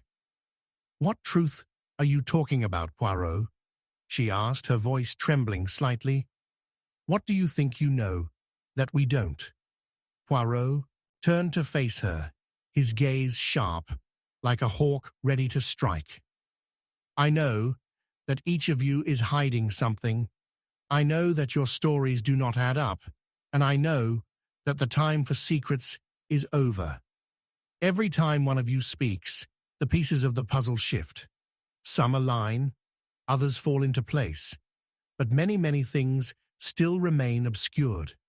And I suspect that those things, madame, are the very things that will reveal who is behind the chaos that has unfolded in this house. Henri, still standing near the door, looked uneasy. His hand clenched at his side, and his gaze flickered toward Aline and Jacques. Poirot, You're wrong. I told you everything. I've confessed. What else is there to know?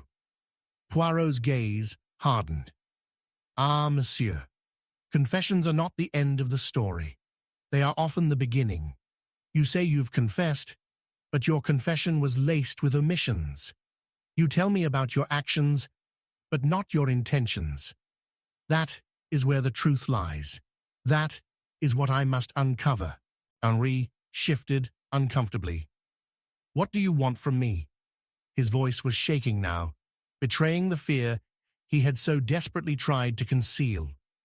Poirot took a step forward, his posture as rigid and unyielding as ever. I want to know who you truly are, Monsieur Henri.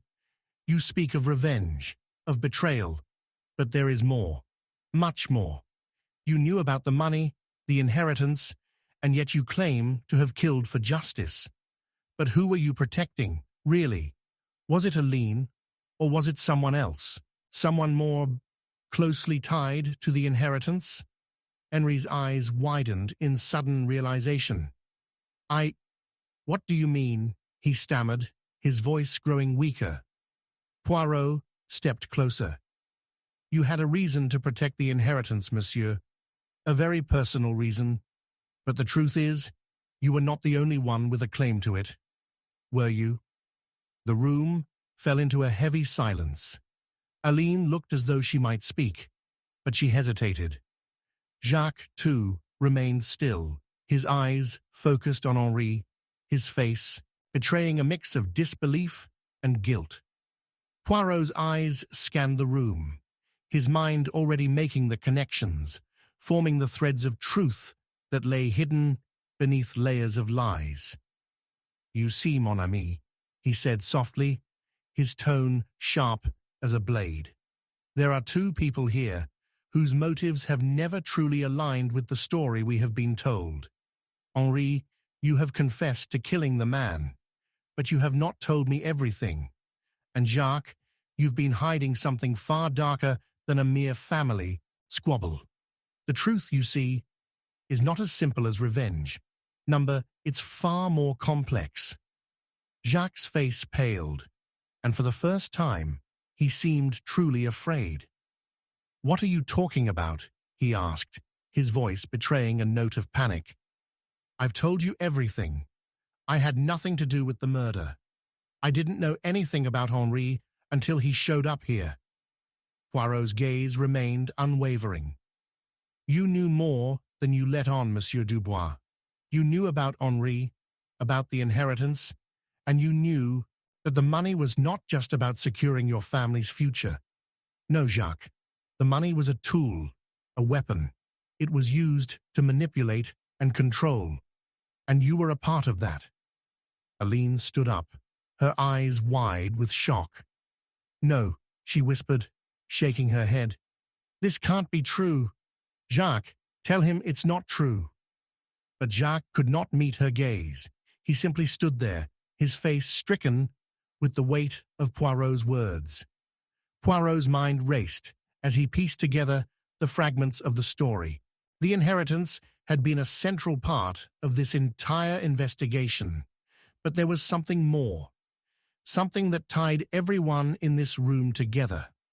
Henri had been part of the plan, part of the web that had been spun around Aline, Jacques, and the murder.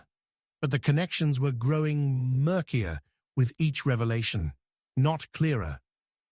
And Aline, Poirot continued, turning to face her, you have been the pawn in this game, haven't you? A pawn used by both Jacques and Henri. They both sought control over you, over the inheritance, and they both lied to you, manipulating you to achieve their goals. Aline recoiled, as though struck. No, I never wanted any of this. She paused, her voice faltering. I didn't know what they were planning. Ah, Poirot said, his voice quiet but filled with certainty. That is the problem, Madame Dubois. You did not know. And therein lies the key to the mystery. The lies were hidden in plain sight, and you were the one who was left in the dark Henri's face twisted with frustration. Enough! I've told you everything you wanted to know. What more do you want from me? Poirot took a step back, his eyes narrowing. What more do I want? The truth, monsieur, the whole truth, and I believe we are very close to uncovering it. The tension in the room was suffocating, each person on edge, their nerves stretched to the breaking point. The web that had been carefully woven around them was unraveling, but the threads were still tangled, still twisted in ways they could not yet comprehend. Poirot stood still for a moment, his eyes flickering as he pieced the final connections together. The web tightens, you see, and as it does, more lies come to the surface. But there is one thing that has always remained constant. Someone here has been pulling the strings, manipulating each of you to get what they want. The question then is who? Hastings, who had been silent until now, spoke with a mixture of awe and apprehension. Poirot, are you saying one of them is the killer? That one of them has been playing this game all along? Poirot turned his sharp gaze to Hastings. Oui, Hastings, that is exactly what I am saying. But I will not jump to conclusions. I need the truth, all of it. Only then will we know who is truly responsible for the murder and who has been orchestrating this entire affair. As the storm outside continued to rage, Poirot knew the final pieces were falling into place. The web was tightening, and the truth, once hidden beneath layers of deception, was about to emerge in all its devastating clarity. But who would be left standing when the web finally unraveled? Chapter 10. A dangerous revelation. The candlelight flickered, casting a sickly glow that seemed to distort the shadows in the room. The air was thick, oppressive, as though the very walls of the manor were closing in. Outside, the wind howled through the trees, its shriek a mournful wail that seemed to echo the tension inside. Poirot stood by the window, his back to the room, staring out at the darkened landscape. But his mind was far from the night. His thoughts were consumed by the revelations that had been tumbling into place with terrifying clarity. The door opened behind him, the heavy thud of the wood against the frame sounding loud in the silence. Poirot didn't turn. He already knew who had entered. I've heard enough of your games, Poirot. Henri's voice was low, but there was a tremor in it now, something raw that hadn't been there before. He was no longer the confident, calculating man he had appeared to be. No, now he was something else entirely, something desperate. You think you know everything, don't you? Poirot's voice remained calm, precise. Ah, Monsieur Henri, it is not a matter of knowing everything. It is a matter of uncovering the truth. And truth, as you know, monsieur, can be a dangerous thing. Henri let out a bitter laugh, his footsteps growing closer until he was standing just behind Poirot. Dangerous for who, Poirot? For you? He paused, as though considering his next words carefully. Or for all of us? Poirot turned slowly, his sharp gaze meeting Henri's. The tension between them was palpable, crackling in the air like an electric charge. You have come to reveal something, I presume? Poirot asked, his voice a calm sea in the midst of a brewing storm. Henri's eyes flickered with a brief flash of panic before his features hardened again. I came to tell you the truth, Poirot, but I'm not sure it's something you want to hear. The words hung in the air, heavy and suffocating. Poirot stood still, watching Henri with a mixture of curiosity and caution. He had seen men break before, but Henri was different. He had been part of the web, spinning his own lies and half-truths for far too long. Yet now, As the web tightened, it seemed that even Henri was beginning to unravel. "You see," Henri continued, his voice trembling with a mix of fear and resolve, "there's something you don't understand, something you've overlooked. The money, the inheritance, it was never about the money, it was about power, and not just power over Aline or Jacques. No, Poirot. It was about controlling everything, the whole damn family." Poirot's brow furrowed slightly, but his composure remained unshaken. "What are you telling me, monsieur?" he asked, his tone still composed, but the edge of suspicion sharpening beneath the words. "That the inheritance was not simply the key to your actions?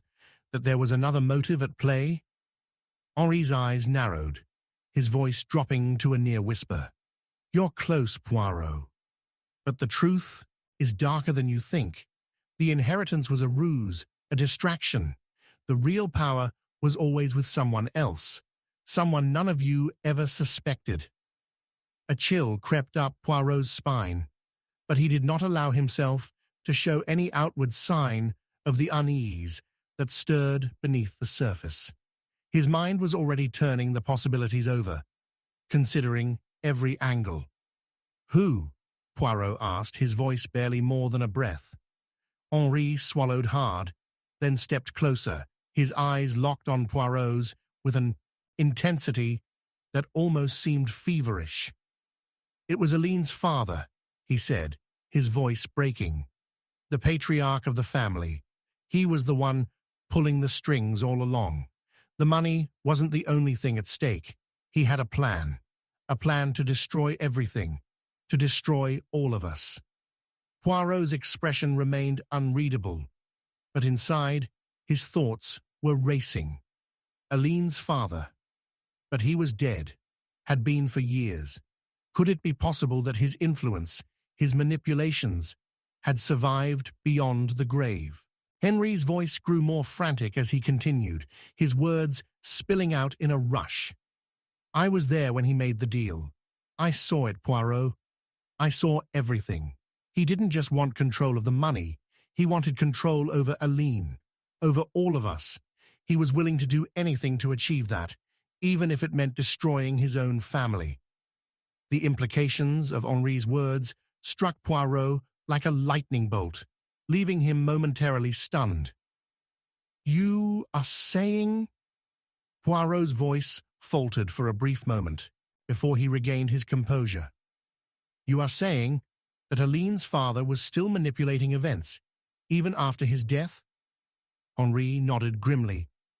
"Yes, that's what I'm telling you. He set things in motion long before he died. The inheritance, the lies, the murder. It was all part of his plan. And we're all just pawns in it. The question is, Poirot, who is still carrying out his work?" Poirot felt the weight of the revelation press down on him, but he remained outwardly calm. His mind was already analyzing the information, connecting the dots. There was more to this than Henri was revealing, much more. "But why, monsieur?" Poirot asked softly, his voice laced with a quiet menace. "Why come forward now? What do you hope to gain from this revelation?" Henri hesitated, his eyes flickering with something between guilt and fear. "Because I was part of it. I helped him. I thought I was protecting Aline, but now I see I was just as much a part of the destruction. And now I fear it's too late." Poirot's sharp eyes did not leave Henri for a moment, and inside, a cold calculation was taking place. The pieces of the puzzle were coming together, but the picture they formed was far more complex than he had anticipated. "And the man who died?" Poirot asked, his voice colder now. "You claim you killed him, but who was he really? And why did you go to such lengths to keep this all hidden?" Henri's face twisted with a mixture of shame and fear. "The man was no stranger, Poirot.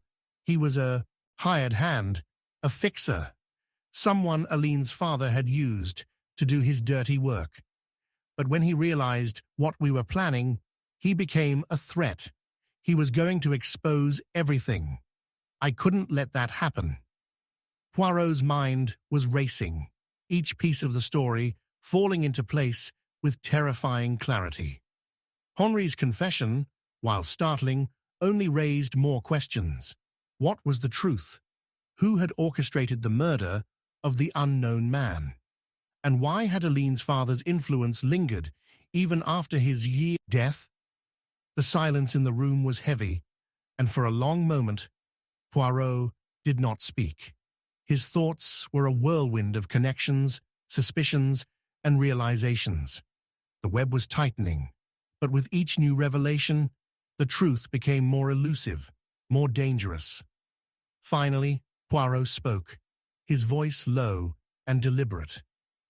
"You have given me much to consider, Monsieur Henri, but there is one thing I must ask of you before we go any further. If Aline's father was the true architect of this web of lies, then who among us is still following his orders? Who is continuing his work?" Henri's face drained of color, and for a moment, it seemed as though he might break down entirely. I don't know," he stammered. "I thought it was over. But if you're asking who still has the power to pull the strings, then it's Aline. She was always the key." Poirot's sharp gaze locked onto Henri's face, his mind working furiously. Aline?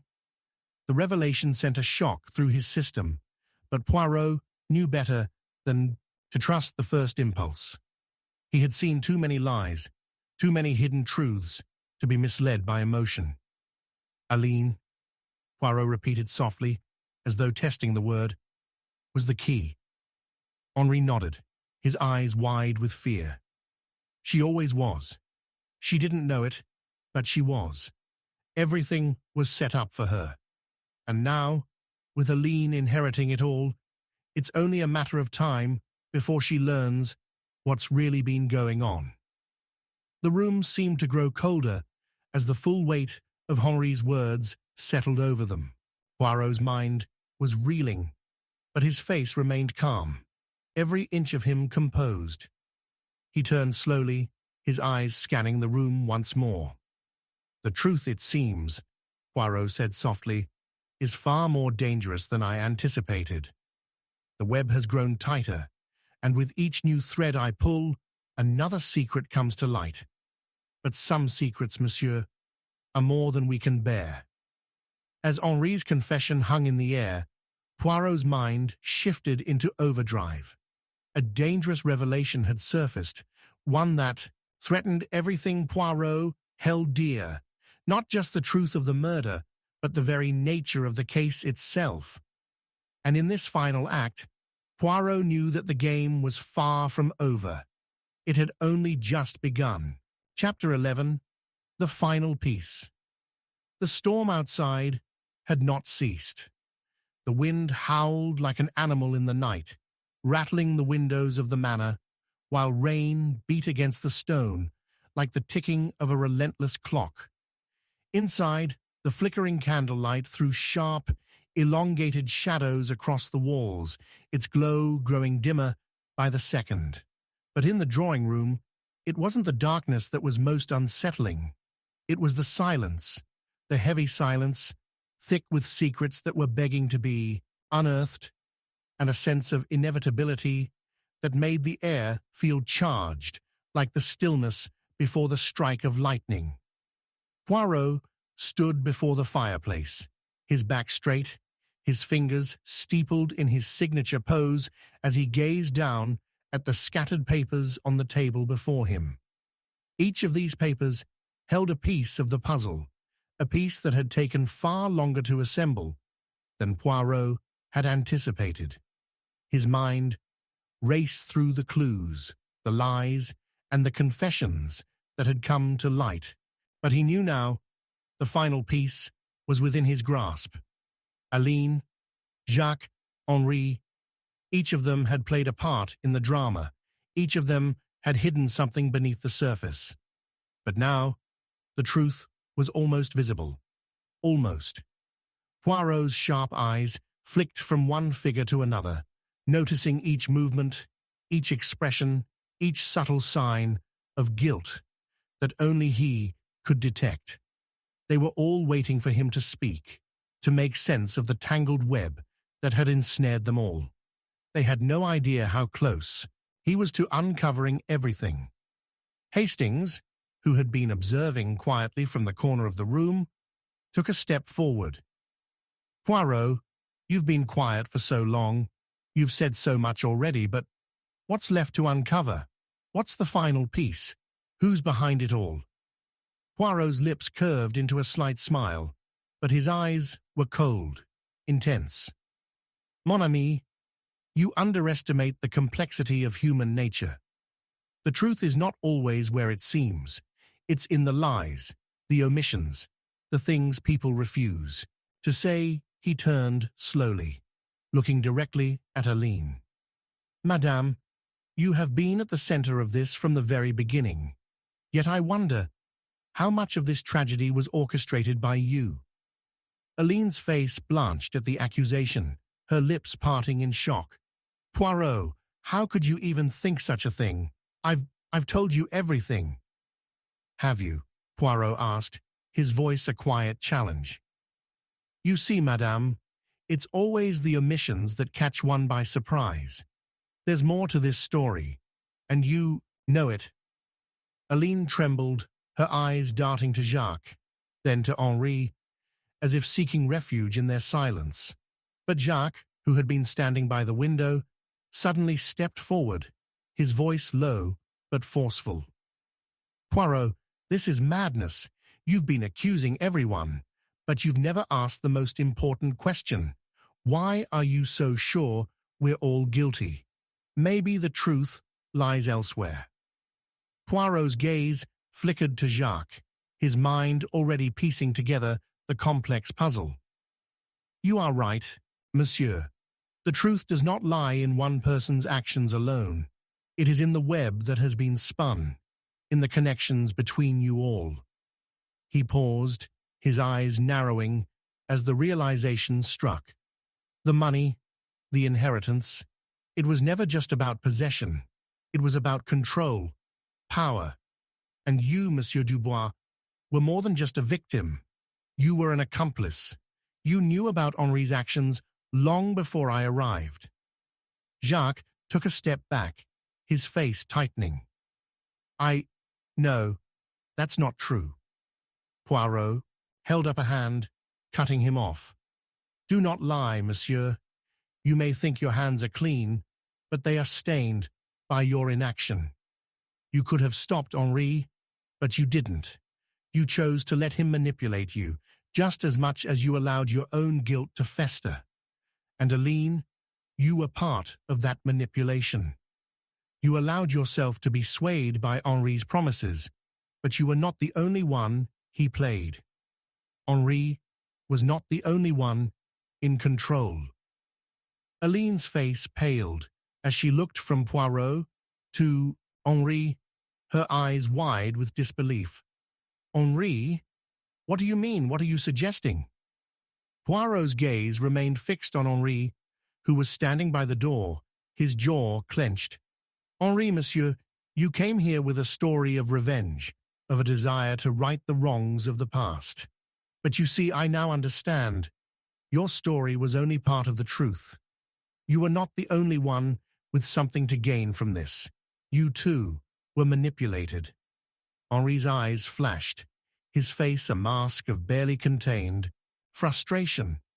"What do you mean, Poirot? What else is there to say? I did what I had to do. Aline was the key to everything. But now, she's not the one pulling the strings. She never was." Poirot took a step toward Henri, his voice growing more deliberate with each word. "Ah, monsieur, you have just answered the question I was waiting for. Aline was never the key. No, monsieur, it was always you. You were the true mastermind behind it all." Henri's face went ashen, his hands shaking. "That's not true. I couldn't." Poirot's eyes never left him, his voice calm, but unyielding.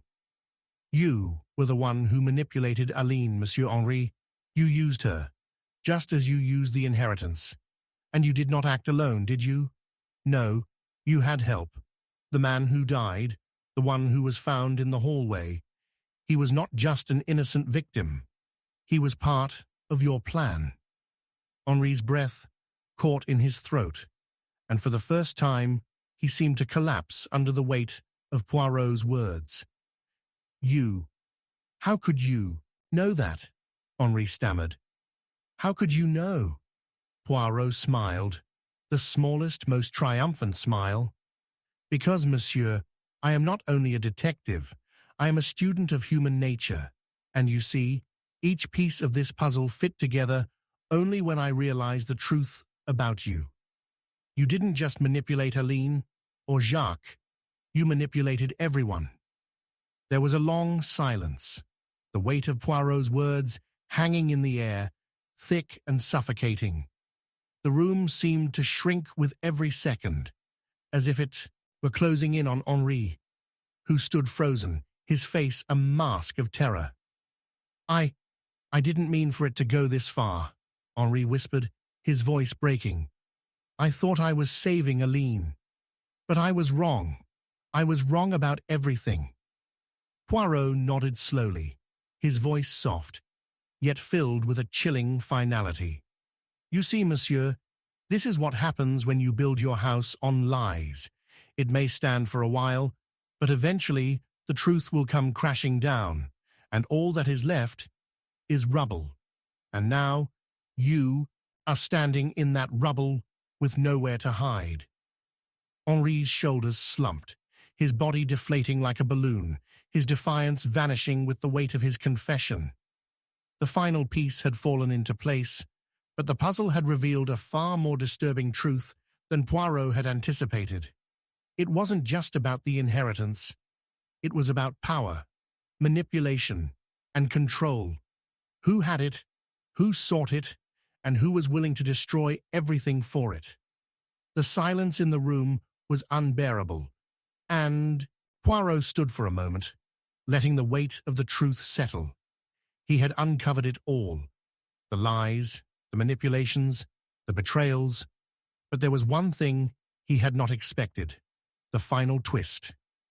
Aline, Poirot said softly, turning toward her, you, too, were part of this. You were not just the victim, but the key to unlocking the truth. You have been caught in this web for far too long, and now the time has come for you to see it for what it truly is. Aline's face went white, and for a brief moment, Poirot thought she might collapse, but she held herself steady, her eyes now filled with a deep understanding of the tragedy that had unfolded around her. I didn't know, she whispered, her voice breaking. I didn't know how deep it all went. I thought I was just trying to survive. Poirot's expression softened, ever so slightly, but his eyes remained sharp. You were surviving, madame, but it is not enough to survive. One must learn to see the truth for what it is, no matter how painful. The final twist hung in the air like a heavy fog. Poirot's deductions, once sharp and clear, had now become a dark truth that had shattered everything. Aline, Henri, Jacques, they were all part of the same tangled web, and the lies that had held them together had now come undone. The storm outside had finally passed, but the storm within the walls of the manor had just reached its peak. The truth had been revealed, and with it, the consequences of their actions. Ah, but human nature. Hastings, Poirot thought to himself, his voice a whisper in his mind. It never changes. It is always the same, no matter how deep the lies run. And in the end, it is the truth that destroys them all. The room, once filled with tension and fear, was now silent, dark, heavy, and emotionally charged. And as Poirot turned to leave, he knew the final piece had fallen, but it had come at a price, one that none of them would ever forget. Chapter 12. Poirot's shocking discovery. The manor was silent. The storm had finally passed, leaving only the faintest echo of its fury in the occasional gusts of wind that rattled the windows. The night had descended fully now, a blanket of darkness that felt suffocating, as though the very air in the house had become heavy with the weight of secrets long buried. Poirot stood at the center of the drawing-room, his eyes reflecting the dim flicker of candlelight as he silently surveyed the group gathered before him. The tension was palpable. Each of them had been part of the story that had unfolded, part of the web that had ensnared them all. And yet Poirot knew there was more, so much more. Aline, Jacques, Henri, they were all present, their faces betraying the strain they had endured, the guilt they carried. But Poirot knew they were not the only ones hiding something. The truth, he realized, had always been elusive, shifting and turning like smoke, just out of reach. Yet it was always there, hidden beneath the surface, waiting for the right moment to reveal itself. He had reached the final stage of his investigation, but something still gnawed at him, something he couldn't quite grasp. It was as though the last piece of the puzzle had been placed, but the picture it created was incomplete. And now, standing in the center of this room, Poirot understood. The final piece would come not from the confessions he had already heard, but from the silence, the hidden truth that none of them had yet spoken. Poirot's gaze turned to the others, his eyes narrowing slightly. He had listened carefully to their words, their admissions, their evasions. Each had tried to justify their actions, to cover their tracks. But in the end, only one thing was certain. They were all guilty.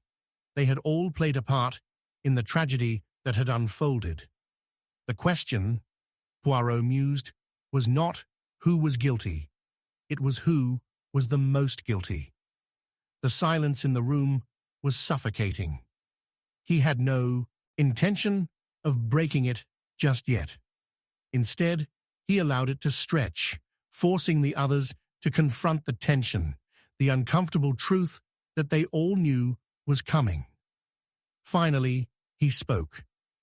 "You have all told me your stories," Poirot began, his voice steady but filled with quiet authority. "But as always, it is not the truth that is told. It is the truth that is hidden. And now, it is time for the final revelation." Aline stiffened, her eyes darting to Jacques, then to Henri, as though seeking reassurance. But none was offered. Henri's face was pale, his expression grim. Jacques, too, seemed distant, his mind racing, no doubt trying to piece together the mess that had been created. They all knew it was coming, but none were prepared for it. Poirot's eyes flicked over the three of them, lingering for a moment on each, then slowly turning to face the fire. The flames crackled softly, their warm light flickering in the otherwise cold, dim room. "The man who died," Poirot said, his voice soft but piercing the silence like a dagger. "He was not a random victim, was he?" Aline looked up sharply, her breath catching in her throat. Henri shifted uncomfortably, his hands clenched at his sides. Jacques remained still, but Poirot could feel the tension in him. The truth was coming, and they knew it. "No," Henri said quietly, his voice barely above a whisper. "He wasn't." Poirot turned, his gaze focused, his eyes like ice. "He was more than just an accomplice, Monsieur Henri. He was someone close to you, someone you could not afford to lose." Henri's eyes flickered with panic. I don't know what you're talking about, Poirot." I told you everything. I... Poirot raised a hand, silencing him. Ah, but you see, monsieur, that is where you are mistaken. You have told me many things, but there is one thing you have not told me. The man you killed was not just a hired hand. He was your brother. The words hit like a thunderclap. Henri recoiled, his face paling as the room fell into stunned silence. Jacques' eyes widened, and Aline's mouth fell open in disbelief. Henri staggered back, his body stiff with shock. "No," he whispered, shaking his head. "That's impossible. It's not." "It is true," Poirot said calmly, cutting him off. "Your brother, Monsieur Henri, the man who you thought was a threat, the man you thought you could silence. He was not just an obstacle. He was your own flesh and blood." Henri's face twisted with a mixture of horror and guilt. His mouth worked, as though searching for the right words, but none came. I didn't know," he muttered, his voice breaking. "I thought I was protecting everyone, but I didn't know. I didn't know it was him." Poirot stepped closer, his eyes never leaving Henri. "You were blinded by your own desperation, monsieur. You believed that by silencing him, you could end this tragedy. But in doing so, you sealed your own fate. For in killing him, you have not only destroyed a life, you have shattered the last chance for redemption." Aline's voice trembled as she spoke. "Henri, you didn't know? How could you not know it was him?" Henri finally raised his eyes to meet hers, but they were filled with the deep, anguished regret of a man who had lost everything. "I couldn't bear to face it. I thought I was saving you, Aline. I thought I was saving us all." Poirot's gaze softened, but only for a moment. "Ah, monsieur, you did not save anyone. You only made things worse. Your brother's death, the lies, the manipulation, it was all part of the web you wove. But it is too late now to undo it." Henri collapsed into a nearby chair, his face buried in his hands. The room was thick with the weight of his confession, and Poirot knew, without a doubt, that this was the final piece of the puzzle. The truth was now fully revealed. The fire crackled in the silence, the only sound in the room. Poirot stood still for a moment, absorbing the magnitude of what had just unfolded. Henri's confession had unraveled the final threads, and in doing so, it had exposed the darkest truth of all. The tragedy, the lies, the manipulation, it had all come from within. Henri had been the catalyst, the one pulling the strings, but the consequences had spread like wildfire, touching every single person in this room. "Human nature," Poirot murmured, almost to himself. "It is so simple, so predictable, yet so destructive when it is left unchecked. You see, it is not the murderer we must fear, but the lies we tell ourselves, the truths we refuse to acknowledge." Aline stood still, her face pale, her expression one of stunned disbelief. She had never truly known the depths of the deception that had been carried out in her name. Jacques, too, seemed lost in thought, his own role in the tragedy now clearer than ever. And Henri, the man who had once been a part of her life, sat broken, his confession leaving him a shadow of the man he had been. Poirot turned toward the door, his footsteps echoing softly in the room. "This case," he said quietly, "has come to an end. But the truth, my friends, is a dangerous thing. It exposes everything, and in doing so, it leaves us with nothing but the wreckage of our own actions." As he walked toward the door, he paused for a moment, casting one last glance over his shoulder. The lies beneath the surface have been exposed, and with them, the final twist. It was not just the inheritance. It was never just the inheritance. It was the people, the ones we thought we knew. That were the true puzzle. And now, the pieces have fallen. Poirot's final words lingered in the air, heavy and final as the room seemed to swallow the last of the light. The storm had passed, but the true storm, one of guilt, regret, and shattered lives, would linger long after Poirot's departure. The case was closed.